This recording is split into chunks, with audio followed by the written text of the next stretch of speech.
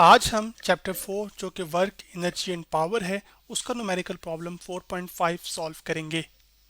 Problem जो हमारे सामने है वो ये मौजूद है कि आपके पास अ 75 what fan is used for 8 hours daily for 30 days. Find the energy consumed in electrical units. और पार्ट बी ये है कि electricity bill if 1 unit cost rupees 22.5। यानी कि आपके आम घरों में जो पंखा इस्तेमाल होता है वो ये बता रहा है कि उसकी जो पावर है वो कितनी है, वो 75 वॉट है और उसको आप 8 घंटे के लिए डेली इस्तेमाल करते हैं 30 दिन के लिए। अब आपने ये बताना है कि कितने एनर्जी कंज्यूम हुई है और उसके कितने इलेक्ट्रिकल यूनिट्स बनते हैं। जैसे आपके घरों का बिल आता है तो उसमें यूनिट्स लिखे होते हैं ना कि कितने यूनिट्स आपने इस्तेमाल किए, वही असल में बताने हैं। और उसके साथ साथ ये बताना है कि बिल की कीमत क्या होगी अगर 1 यूनिट की कीमत आपके पास, यानी सॉरी 1 यूनिट की जो कीमत है वो, या एक प्राइस कितनी है, वो 22.5 रुपीज़ है। तो यहाँ पर जो हमें पावर दी गई है पंखे की, वो हमारे पास पावर, उसको हम रिप्रेजेंट कर रहे हैं सिंबल P के साथ।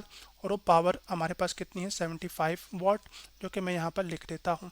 उसके बाद आपके पास जो टाइम ड्यूरेशन है हमारे पास, तो जो टाइम पर डे यूजेज है हमारे पास इस पंखे का वो कितना है, वो हमें दिया गया है 8 घंटे। तो मैं यहाँ लिख लेता हूँ 8 आवर्स।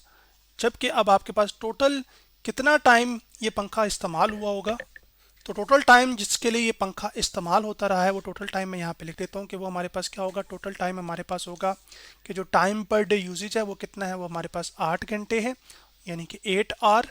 और आपके पास टोटल कितने दिन है, हमारे पास 30 दिन है, तो 8 मल्टीप्लाई हो जाएगा आपके पास 30। तो इसी फॉर्मूले को हम इस तरह से जनरल फॉर्म में भी लिख सकते हैं कि टाइम पर डे यूजेज लिख लीजिए आप पहले। उसके बाद आप क्या कर लेंगे कि आप मल्टीप्लाई कर देंगे इसको नंबर ऑफ डेज के साथ, तो आपको पता चल जाएगा कि कितने घंटे के लिए वो पंखा आपका इस्तेमाल हुआ है एक महीने में या 30 दिनों में। अब टाइम पर डे जो यूजेज है हमारे पास वो मैंने बताया था 8 था, जबकि आपके पास जो नंबर ऑफ डेज हैं वो 30 हैं। तो 30 जब 8 से मल्टीप्लाई होगा कैलकुलेटर पर तो वो आपके पास दे देगा 240। इस टोटल टाइम को हम रिप्रेजेंट कर लेते हैं सिंबल T के साथ, जो कि मैं यहाँ पर लिख लेता हूँ। तो वो हमारे पास आ जाएगा 240 आर आ जाएगा, ये पर मंथ है, यानी वो जो 30 दिनों का है। तो अब कितने इलेक्ट्रिकल यूनिट्स इस्तेमाल हुए होंगे वो हमने मालूम करने हैं। तो इलेक्ट्रिकल यूनिट्स कंज्यूम्ड हमने निकालना है। तो एक तो हमारे पास ये सहन में एक ये चीज़ हमारे पास आ गई, और हमारे पास उसके बाद हमने इलेक्ट्रिसिटी बिल भी कैलकुलेट करना है, जिसको मैं यहाँ पे लिख देता हूँ कि इलेक्ट्रिसिटी बिल भी क्या है वो भी हमने बताना है। तो अब आपके पास यहाँ पे जो इलेक्ट्रिकल यूनिट्स होते हैं, जो आपके घरों में जो बिल आता है उसके जो यूनिट्स होते हैं, वो आपके पास होता है कि कितनी पावर कंज्यूम हुई है किलोवाट में, multiply by total time duration कितना है। तो ये जो इलेक्ट्रिकल यूनिट्स कंज्यूम होते हैं ये हमारे पास मेजर होते हैं असल में किलोवाट आवर में, और ये इलेक्ट्रिकल यूनिट्स आपको बताते हैं कि कितनी एनर्जी इस्तेमाल हुई। तो अब आपके पास जो इलेक्ट्रिकल यूनिट्स कंज्यूम हुए होंगे उसका फॉर्मूला ये है कि आपने जो पावर है उसको मल्टीप्लाई कर देना है टाइम को साथ। लेकिन यहाँ पर ये जो पावर होगी ये किलोवाट में होगी, तो मैं लिखूंगा यहाँ पर पावर इन किलोवाट, फिर आपके पास आ जाएगा multiply multiply by time in और, यानी कि घंटों में टाइम बताइए। तो अब टाइम घंटों में तो हमें पता है, लेकिन जो पंखे की पावर है सिर्फ अभी हम क्योंकि पंखे के लिए ही बिल कैलकुलेट करें तो इसकी पावर हमें वॉट में दी गई है। तो फिर हमें इसको किस में कन्वर्ट करना पड़ेगा, किलोवाट में। तो किलोवाट चूंकि बड़ा यूनिट है, और जैसे 1 किलोग्राम में 1000 ग्राम होते हैं, इसी तरह 1 किलोवाट में 1000 वाट होते हैं। तो वॉट से किलोवाट में जाने के लिए आप क्या करेंगे कि जो पंखे की पावर वॉट में दी गई है हमें इसको हमें तब्दील करना पड़ेगा आपके लिए किलोवाट में। तो 75 को हम डिवाइड करेंगे आपके पास 1000 से, जैसे कि यहाँ पे मैं कर रहा हूँ।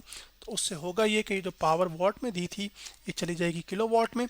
तो कैलकुलेटर के ऊपर हम इस चीज़ को परफॉर्म भी कर लेते हैं। तो किलोवाट पहले लिख लेता हूँ मैं यहाँ पर, इसमें जो के है वो स्मॉल में लिखा जाएगा, वॉट कैपिटल में।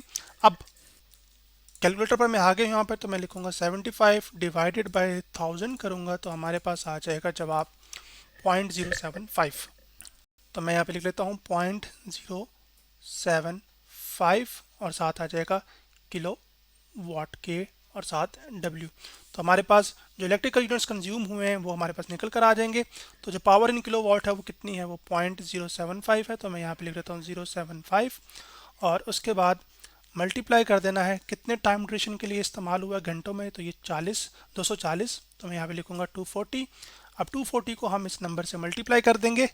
तो वो करने के लिए 0.075 लिखा मैंने, उसको मल्टीप्लाई में कर देता हूँ 240 के साथ। तो हमारे पास जवाब आ जाएगा आपके पास 18। तो इसका मतलब है कि 18 जो यूनिट्स हैं वो आपके पास कंज्यूम हुए हैं, और ये आ जाएगा यहाँ पर, मैं लिख भी देता हूँ 18, ठीक है। उसके बाद अब हमने ये बताना है कि आपके पास इलेक्ट्रिसिटी बिल कितना आएगा अगर एक यूनिट की कॉस्ट 22 रुपीज़ है। तो हम इलेक्ट्रिसिटी बिल निकाल सकते हैं। वो इलेक्ट्रिसिटी बिल निकल कर आएगा कि नंबर ऑफ यूनिट्स कितने कंज्यूम हुए, जो कि असल में हम यहाँ पे निकाल चुके हैं, इलेक्ट्रिकल यूनिट्स कंज्यूम जो कि 18 हैं, और उसको मल्टीप्लाई कर दीजिए एक प्राइस जो एक यूनिट की कीमत है उससे। तो अब हमारे पास जो नंबर ऑफ यूनिट्स कंज्यूम हुए थे वो हमारे पास कितने थे, वो 18 थे। तो हम लिखेंगे 18 मल्टीप्लाई बाय जो एक यूनिट की प्राइस थी वो एक्चुअली हमारे पास है कितनी, वो हमारे पास दी गई है यहाँ पर 22.5। तो मैं लिख देता हूँ यहाँ पर 22.5। अब 18 को हम क्या करेंगे कि 22.5 से मल्टीप्लाई कर देंगे, तो जो आपके टोटल कॉस्ट है बिल की वो निकल कर आ जाएगी। तो अब हम यहाँ पे लिख लेते हैं 18 और उसके बाद लिखेंगे मल्टीप्लाई बाय 22.5। तो आपके पास ये आ जाएगा 405। इसका मतलब है कि आपका जो बिल है वो 405 रुपीज़ आएगा, तो जो कि मैं यहाँ पे लिख भी देता हूँ 405 और 7 रुपीज़।